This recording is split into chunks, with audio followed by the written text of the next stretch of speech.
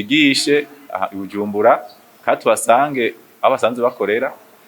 ku kivi canke ahabegereye kugira ngo tubigishe iyo nzitizi ihave, ibice bikurikira no gukurikiza itegeko. Hari ingingo yo mw'itegeko rigenga amafaranga leta ikoresha ivuga yuko udakoresha akamashini tuzogakoresha aca ahanishwa 100% ry'ihadabu y'ikiguzi c'ikintu yadandaje. Nuko wadandaje ikintu c'ibihumbi 100 ukagidandaza utakoresha akamashini kandi ugafise baca bagucira ibihumbi 100 by'ihadabu ugacuririra.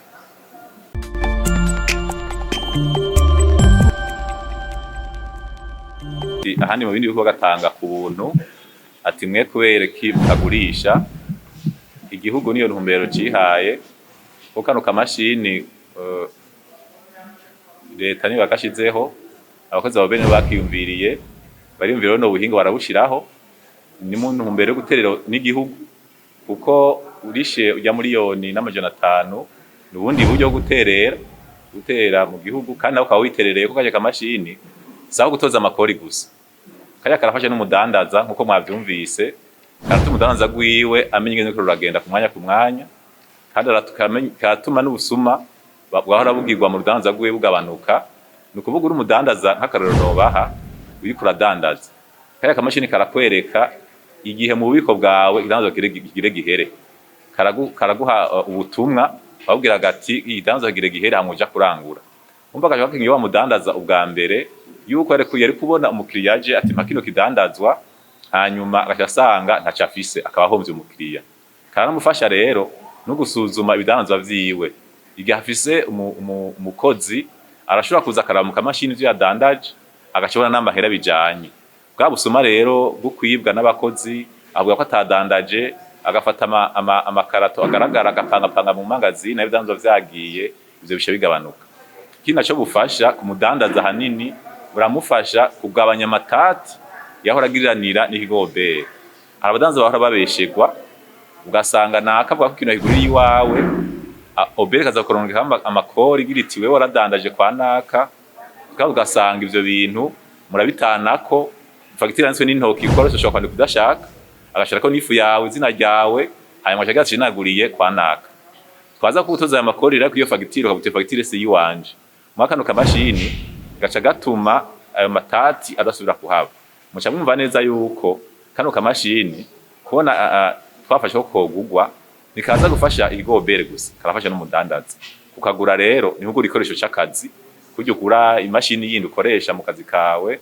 wanashaka igiciro ntikivuna baragerageje bakora kamakori nta makori kariko yaho kariko amakori kaba kazimvye gusuma kwazinga kuri ngaha mu Burundi akorerwa hanze navuga ati ko mwafashe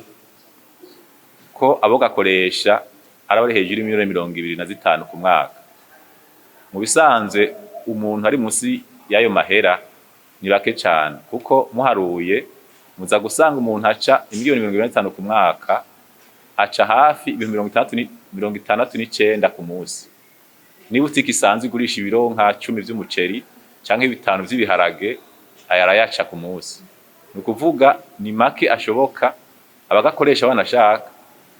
bari hejuru yayo mahera nawe nyese banini cyane uraba neza 69 mwese mafise imiryango ubisumisha bingana gute mwibutiki imwe ntibiherera yo ku munsi ko kibona neza ko aya mahera atari menshi kandi abatezo gakoresha baba benshi kubera abarenza aya mahera ku munsi ni benshi cyane twafatiye kugira rero tureke kuja kwitaho bato cyane gose uza gusanga umwafise ibihumbi 10 5 ugasanga niho reka gakoresha twagumize guhera kwa abo hejuru mugabo n'abandi bose bateza gushikirwa kugira ngo urudandaza rwose rubere mu muco. Abundi yabajije agira ati abaza kwiga ni bake nivyo twafashe no minsi 5 kubigisha baza ari bake mugara agomba rero tubakebure abadandaza kuko amateka aratomoye cyangira ko n'ikibazo umuntu abajije ibihano acayumviraho n'inyishu ni kuvuga akamashini kuvuga toye hariho itego nshikiranganje rivuga yuko inyuma y'imisi 2 kuvuga toye uteza gutangura kugakoresha benshi rero bagomba bavuga ati ntibikunda ko tugakoresha kubera tutize turumva ivyifuzo vyabo tumva birafashe tugira isekeza rero isekeza ryo gutanga inyigisho ari zimwabonye ngaho no musi twigishe i Bujumbura kandi tubasange aho basanzwe bakorera ku kivi canke ahabegereye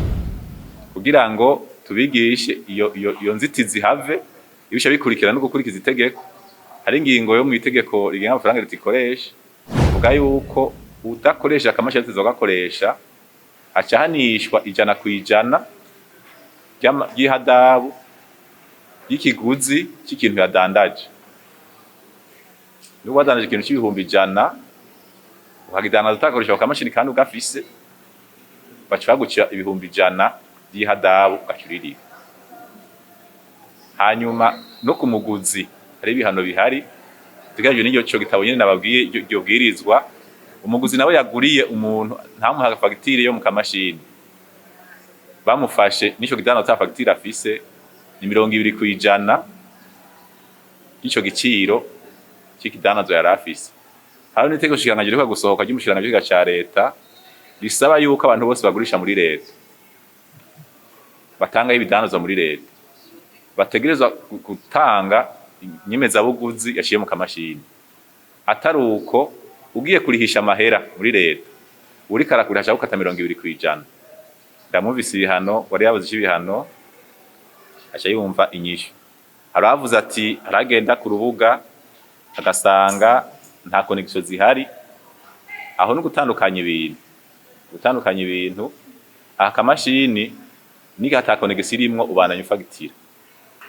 nikakubuza gusohora fagitire umuntu ata connection ihari uzokubwira ngo nta connection ihari ngo siniko ndafagitira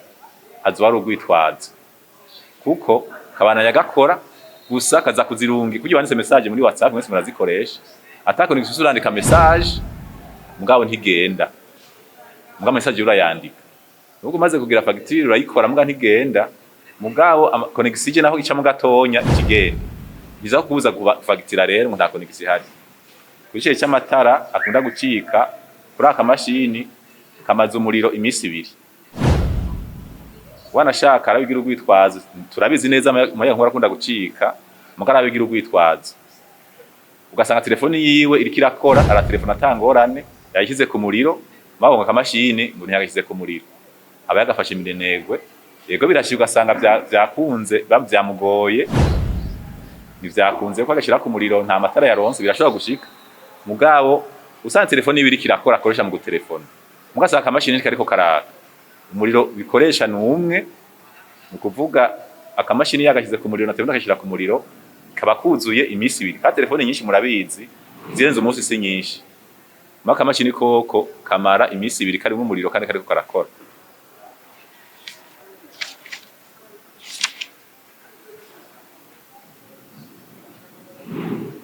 Aravuze ati hari impungenge z'abatazi gusoma no kwandika ego turabizi ariho turiko turategura akamashini uzotegekanya ubwo ako mu Kirundi nivyakunda cyo tukabashikiriza kugira ngo vyorohe muga naho biruko uravya akamashini na ya telefone mu Android bisa nk'ibikora kumwe dusanga muravuze ko ataze ugakoresha Android aheha azi kwikoresha neza acha kwa akamashini ngo ntavyonzi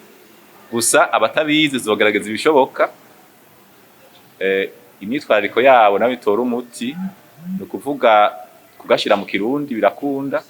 mugabo murabizi neza hari amajambo akunda gukoreshwa